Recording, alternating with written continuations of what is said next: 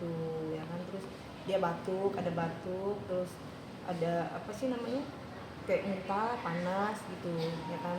Nah kita inisiatif pengen inilah berobatin gitu loh, berobatin ke ya biar sembuh gitu. Setelah berapa? Ya kemarin itu dikasihin. Kenapa kamu jadi tetangga Mei? Kamu kenal toh? Kenal sama korban kan? Sama suaminya? Lakinya kenal bener. Ada hubungan apa? Pernah? Nggak ada hubungan, Pak. Nggak ada.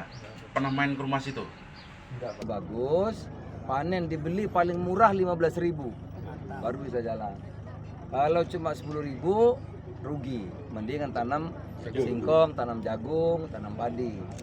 Nah, jadi pemerintah nanti gimana ngerumuskannya agar bisa dibeli harganya per kilo 15.000. Bibitnya juga harus yang Minta doanya dari masyarakat, dan sekali lagi ini terjadi pembangunan infrastruktur, penganggaran ini sudah dari jauh hari, bukan baru saat ini. Jadi jangan diasumsikan bahwa oh ini karena viral, oh ini karena adanya nggak ada. Jadi ini memang sudah rencana dari tahun lalu kami rapat di kantor ya. Bisa mengarahkan para pemuda-pemuda kita, para pecinta-pecinta yang hobi dengan drag race maupun drag deck ini agar lebih terarah ke depannya ya.